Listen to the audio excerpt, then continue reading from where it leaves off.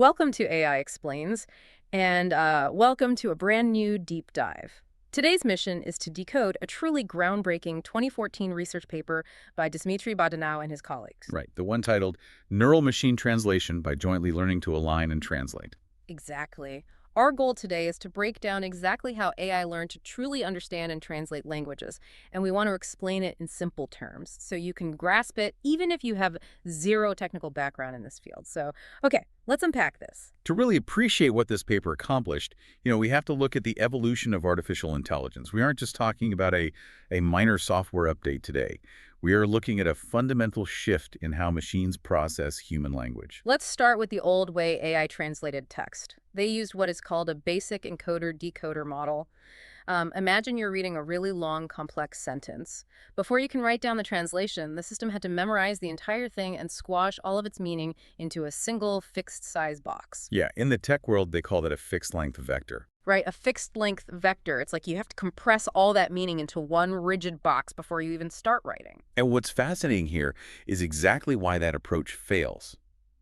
I mean, it works fine for short phrases, but when you give the AI a long sentence, the system hits a massive bottleneck.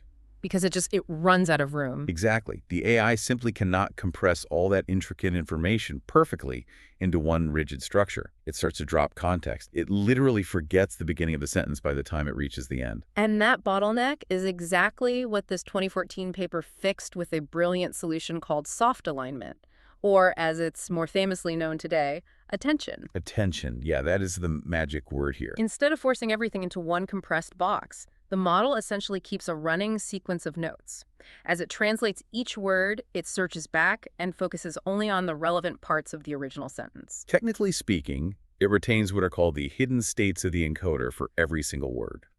So as the AI translates word by word, it doesn't just rely on one master summary. It's actively looking back. Right, it dynamically searches back through the original sentence. It mathematically assigns different weights or levels of importance to previous words, deciding which ones are most relevant for the specific word it is generating right now. Here's where it gets really interesting, though. Let's look at the paper's specific example of translating the English phrase, the man.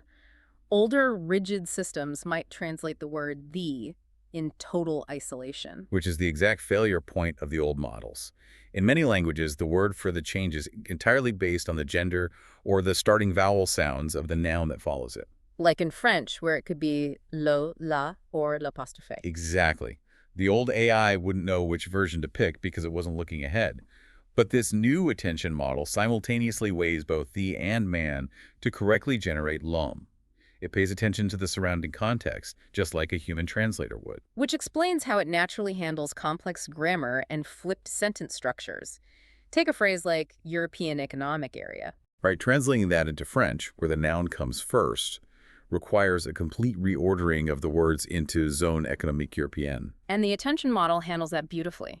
It dynamically jumped over the English adjectives to find the noun first, then looked backward to fill in the rest. It naturally learned human grammar just by shifting its mathematical focus. And they actually proved it works. They compared the old and new models on a 50-word medical sentence. The old compression method completely lost the clinical nuance.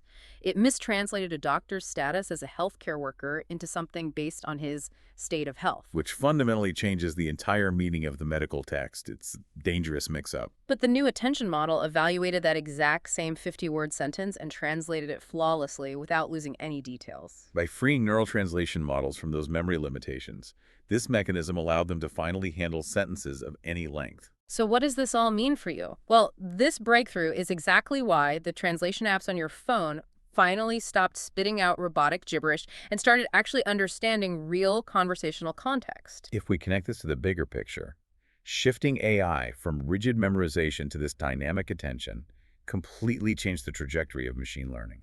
It really was a massive leap forward. And here is a final thought for you to mull over. The researchers noted that this sequence alignment idea is actually similar to methods used for generating artificial handwriting. Which is such a fascinating parallel. It is. If teaching a machine to pay attention solved language translation, what other complex human sequences from writing to speech might this exact same mechanism eventually unlock? Keep that in mind next time you use your phone's translation app.